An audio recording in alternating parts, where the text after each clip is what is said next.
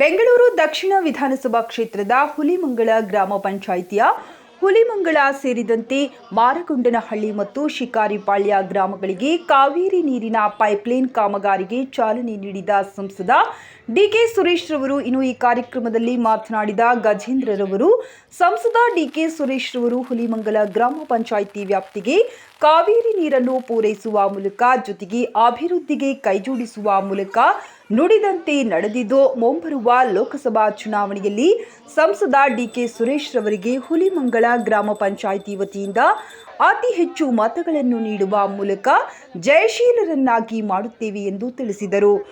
ಇನ್ನು ಕಾರ್ಯಕ್ರಮದಲ್ಲಿ ಹುಲಿಮಂಗಳ ಗ್ರಾಮ ಪಂಚಾಯಿತಿ ಅಧ್ಯಕ್ಷೆ ಶ್ರೀಮತಿ ಪಿಳ್ಳಮ್ಮ, ಉಪಾಧ್ಯಕ್ಷರಾದ ಮೆಹಬೂಬ್ ಶರೀಫ್, ಸಾದಿಕ್ ಪಾಷಾ, ಆದಿಲ್, ರಾಮಾಂಜನೇಯ, ಶಿವಚಂದ್ರಶೇಖರ್, ಮೊಹಮ್ಮದ್ ಅನ್ಸರ್, ರೇಷ್ಮಾ ಮತ್ತು ಗ್ರಾಮ ಪಂಚಾಯಿತಿ ಸದಸ್ಯರು, ಸ್ಥಳೀಯ ಮುಖಂಡರುಗಳು ಭಾಗವಹಿಸಿದ್ದರು. ಆನೇಕಲ್ ಮತ್ತು ಆನೇಕಲ್ ಭಾಗದ ಮಧ್ಯದಲ್ಲಿ ಹೋಗ್ತಕ್ಕಂಥ ಹಳ್ಳಿಗಳಿಗೆ ನೀರು ಕೊಡಬೇಕು ಅಂತೇಳಿ ಹಿಂದೆ 2017-18ರಲ್ಲಿ ನಮ್ಮ ಸರ್ಕಾರ ಇದ್ದಂಥ ಸಂದರ್ಭದಲ್ಲಿ, ಸಿದ್ದರಾಮಯ್ಯನವರು ಮುಖ್ಯಮಂತ್ರಿ ಆಗಿದ್ದಂಥ ಸಂದರ್ಭದಲ್ಲಿ ನಾವು ಇಲ್ಲಿಗೆ ನೀರು ಕೊಡಬೇಕು ಅಂತೇಳಿ ನೀರನ್ನು ಕೂಡ ಮಂಜೂರಾತಿಯನ್ನ ಮಾಡಿಸಿದ್ವಿ. ನೀರು ಮಂಜೂರಾತಿ ಮಾಡಿಸಿ ಗ್ರಾಮೀಣಾಭಿವೃದ್ಧಿ ಇಲಾಖೆಯಿಂದ ಸುಮಾರು 40 ಕೋಟಿ ರೂಪಾಯಿ ಹಣನೂ ಕೂಡ ಇದಕ್ಕೆ ಕೊಟ್ಟಿದ್ವಿ. ಆದರೆ ನಂತರ ಬಂದಂತ ಭಾರತೀಯ ಜನತಾ ಪಕ್ಷದ ಸರ್ಕಾರ ಹಳ್ಳಿಗಳಿಗೆ ನೀರು ಕೊಡಬಾರ್ದು,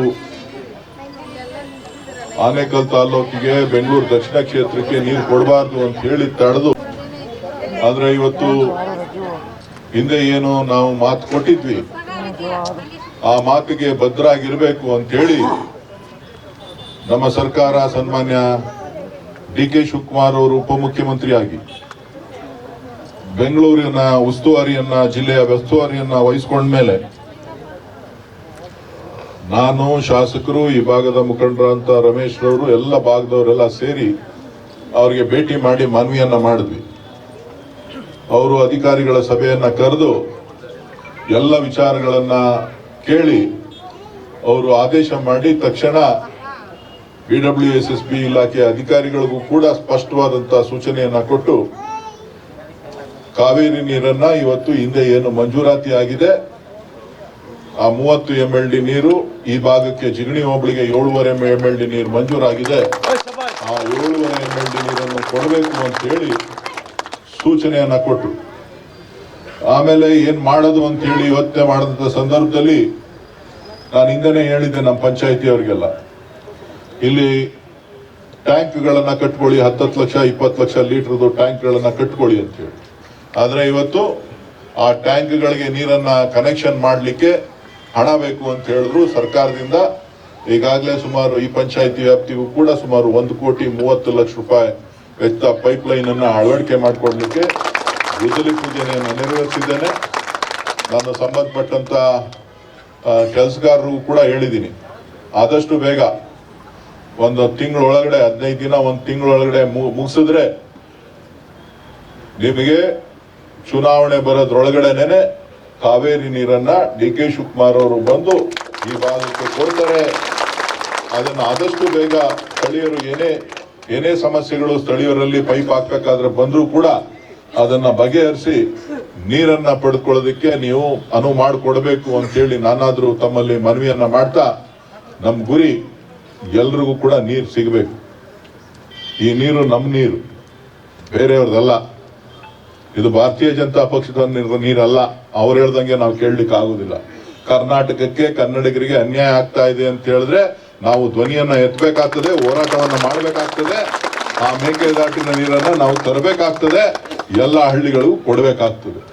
ಇನ್ನೂ ಒಂದು ಹೆಜ್ಜೆ ಮುಂದೆ ಹೋಗಿ ಆನೇಕಲ್ ತಾಲೂಕಿನ 288 ಹಳ್ಳಿಗಳಿಗೆ ಇವತ್ತು ಸರ್ಕಾರ ಸುಮಾರು 52 MLD ನೀರನ್ನ ಮಂಜೂರಾತಿಯನ್ನ ಮಾಡಿ ಟೆಂಡರ್ ಅನ್ನ ಕರೀತಾ ಇದೀವಿ.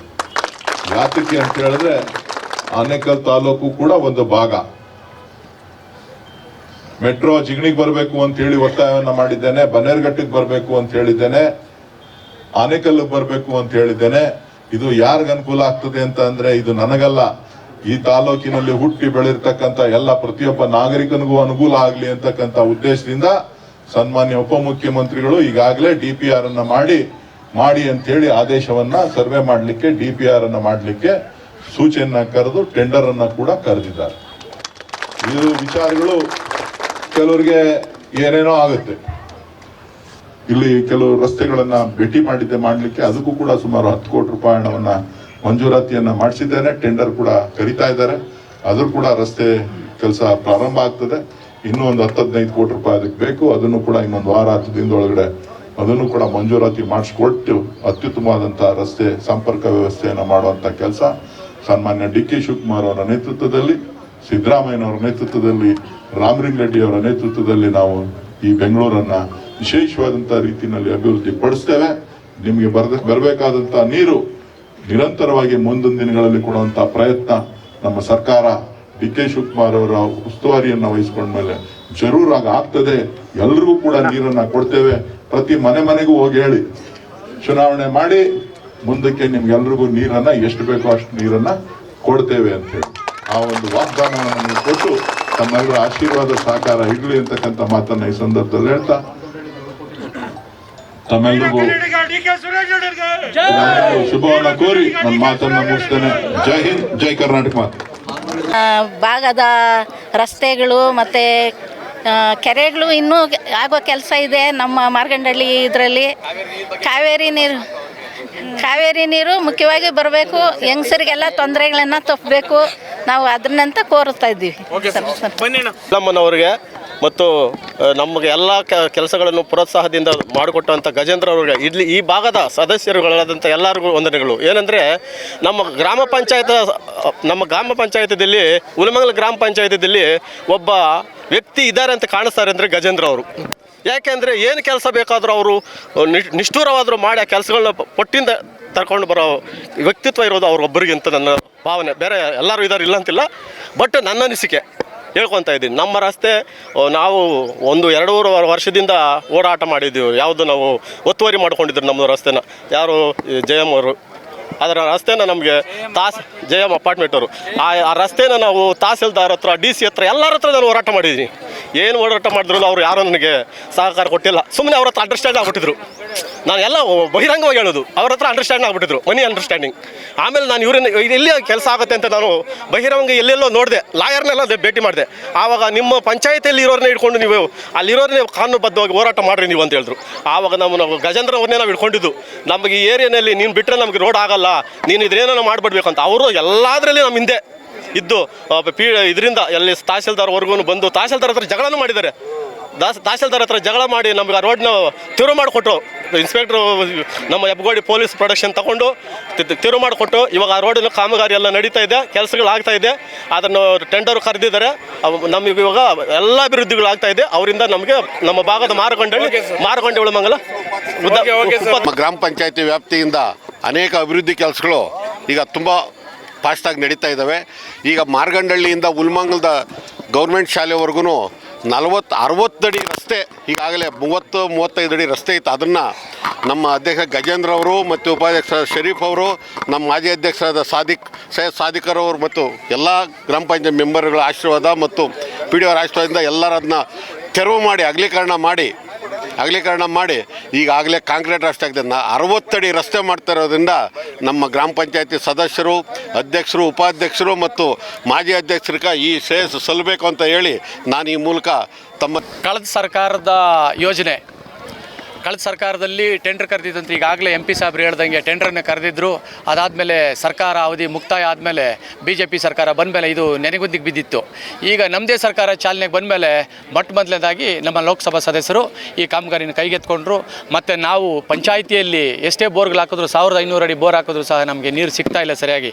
ಹಾಗಾಗಿ ನಾವೆಲ್ಲ ಪಂಚಾಯಿತಿಯವರು, ಅಧ್ಯಕ್ಷರು, ಉಪಾಧ್ಯಕ್ಷರು, ಮಾಜಿ ಅಧ್ಯಕ್ಷರುಗಳು, ಸದಸ್ಯರುಗಳು ಎಲ್ಲ ಸೇರಿ MP ಸಾಹೇಬರಿಗೆ ಇದನ್ನು ಗಮನಕ್ಕೆ ತಂದಾಗ ಅವರು ನಮ್ಮ ಭಾವನೆಗೆ ಸ್ಪಂದಿಸಿ ಕಾವೇರಿ ನೀರನ್ನು ಆದಷ್ಟು ಬೇಗ ನಾನು ನಿಮಗೆ ಕೊಡ್ತೀನಿ ಅಂತ ಈಗ 4 ತಿಂಗಳ ಹಿಂದೆ ನಮಗೆ ಹೇಳಿದರು.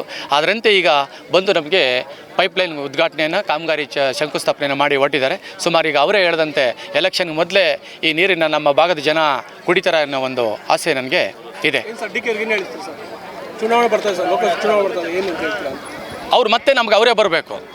ಲೋಕಸಭಾ ಸದಸ್ಯರಾಗಿ ಮತ್ತೆ ಅವರೇ ಆಯ್ಕೆ ಆಗಬೇಕು. ಈಗ 1 ಲಕ್ಷ ರೂಪಾಯಿಗಳು 1 ಲಕ್ಷ ಮತಗಳ ಅಂತರದಿಂದ ಅವರೇ ಮತ್ತೆ ನಮಗೆ ಗೆಲ್ಲಬೇಕು.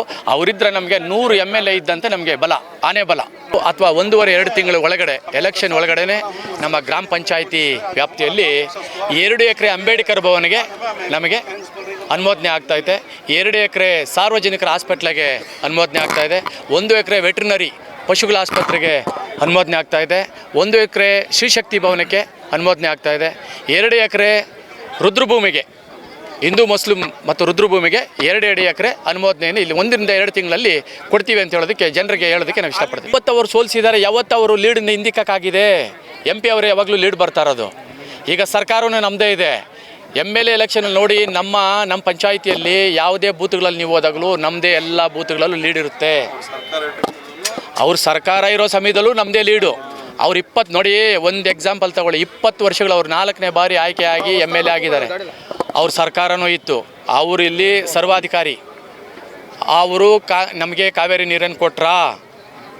ನಾವೀಗ ಅವ್ರಿಗೆ ಸುಮಾರು ಬೋರ್ಗಳನ್ನು ಕೇಳಿದ್ವಿ. ಎಲ್ಲದರಲ್ಲೂ ಅವರು ಟಾಸ್ಕ್ ಫೋರ್ಸಲ್ಲಿ ಇನ್ನೊಂದು ಕಮಿಟಿಯಲ್ಲಿ ಎಲ್ಲ ಅವರೇ ಅಧ್ಯಕ್ಷರಾಗಿರ್ತಾರೆ. ಅವ್ರು ನಮಗೆ ಸುಮಾರು ರಿಕ್ವೆಸ್ಟ್ ಮಾಡ್ಕೊಂಡ್ವಿ. ಅವ್ರ ಸದಸ್ಯರುಗಳ ಕಡೆಯಿಂದನೇ, ಅವ್ರ ಬೆಂಬಲಿತ ಅಭ್ಯರ್ಥಿಗಳ ಕಡೆಯಿಂದನೇ ಕಳಿಸ್ಕೊಟ್ಟು ನಾವು ಬೋರ್ಗಳನ್ನು ಕೇಳಿದ್ವಿ. ಅವ್ರು ನಮಗೆ ಬೋರ್ಗಳನ್ನು ಕೊಟ್ಟಿಲ್ಲ. ನಮಗೆ ಇಲ್ಲಿ ಜಿಲ್ಲಾ ಪಂಚಾಯತಿನ ಒಂದು ಬೋರು ಸಹ ಆಗಿಲ್ಲ. ನೋಡಿ, ಪಿಳ್ಳಮ್ಮನವರು ಅಧ್ಯಕ್ಷರಾದ ಮೇಲೆ ಸುಮಾರು 6 ತಿಂಗಳಲ್ಲಿ 2-2.5 ಕೋಟಿ ಬೋರ್ವೆಲ್ಗಳಿಗೆ, ಪೈಪ್ಲೈನ್ಗಳಿಗೆ ಮಾತ್ರ ನಾವು ಖರ್ಚು ಮಾಡಿದ್ದೀವಿ ಅಂತ ಹೇಳೋದಕ್ಕೆ ನಾನು ಇಷ್ಟಪಡ್ತೀನಿ. ಶಾಸಕರು ನಮಗೆಲ್ಲ ಅನುದಾನ ಕೊಟ್ಟಿದ್ದಾರೆ. ಎಲ್ಲಿ ಕೊಟ್ಟಿದ್ದಾರೆ ತೋರಿಸ್ಬೇಕು. ಅವರು ನಮ್ಮ ಗ್ರಾಮಗಳಿಗೆ ಅವ್ರು ಏನೂ ಮಾಡ್ತಾ ಇಲ್ಲ.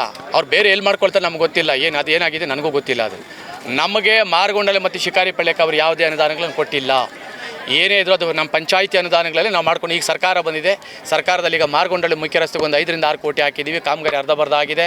ಈಗ ಮತ್ತೆ ನೀವು ಹೇಳಿದಂಥ ಕಾಮಗಾರಿಗಳು, ಮತ್ತು ಕಾವೇರಿ ಕಾಮಗಾರಿ, ಮತ್ತು ಈಗ ನಾವು ಅಲ್ಪಸಂಖ್ಯಾತರು ಇದರಿಂದ ಜಮೀರಣ್ಣ ಅವರು ಕೋಟಾಯಿಂದ ನಮ್ಮ ಸುಮಾರು 15-20 ಕೋಟಿ ಕಾಮಗಾರಿಗಳು ಮಾರಗೊಂಡಳ್ಳಿ ಮತ್ತು ಶಿಕಾರಿಪಳ್ಯಕ್ಕೆ ಮುಸ್ಲಿಂ ಬಾಂಧವರು ಎಲ್ಲಿದ್ದಾರೆ ಅಲ್ಲಿ ಅತಿ ಹೆಚ್ಚಾಗಿ ಕೆಲಸ ಮಾಡೋದಕ್ಕೆ ನಾವು ಲಿಸ್ಟನ್ನು ಕೊಟ್ಟಿದ್ದೀವಿ. ಅದು ಈಗ ಹತ್ತಿರದಲ್ಲೇ ನಮಗೆ ಅದು ಅಪ್ರೂವಲ್ ಆಗೋ ಒಂದು ಚಾನ್ಸಸ್ ನಮಗೆ ಇದೆ. ಅದನ್ನು ನಾವು ಕೆಲಸ ಮಾಡ್ತೀವಿ ನಮ್ಮ ಊರುಗಳಿಗೆ.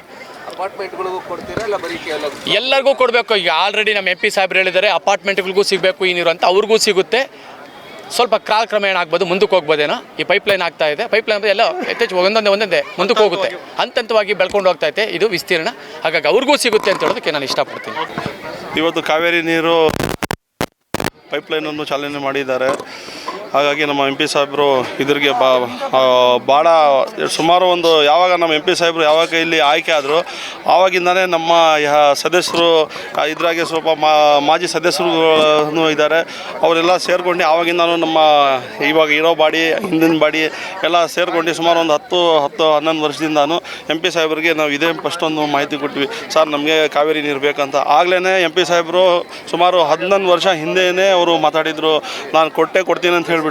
ಇವತ್ತು MP ಸಾಹೇಬ್ರಿಗೆ ನಾವು ಎಷ್ಟೋ ಧನ್ಯವಾದವನ್ನು ಹೇಳಿದ್ರು ಸಹ ಅದು ಕಮ್ಮಿನೇ ನಾವು.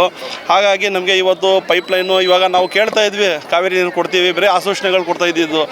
ಅದರಲ್ಲಿ ಇವತ್ತು ನಮ್ಮ MP ಸಾಹೇಬರು ಆಶ್ವಾಸನೆ ಕೊಟ್ಟು ಇವತ್ತು ಕೆಲಸ ಮಾಡಿ ತೋರಿಸಿದ್ದಾರೆ ಅಂತಂದರೆ ನಮ್ಮ MP ಸಾಹೇಬರು DK ಸುರೇಶ್ ಅಣ್ಣ ಅವರು ಅಂತ ಹೇಳಿ ನಾನು ಈ ಸಂದರ್ಭದಲ್ಲಿ ಹೇಳೋಕ್ಕೆ ಬಯಸ್ತೀನಿ.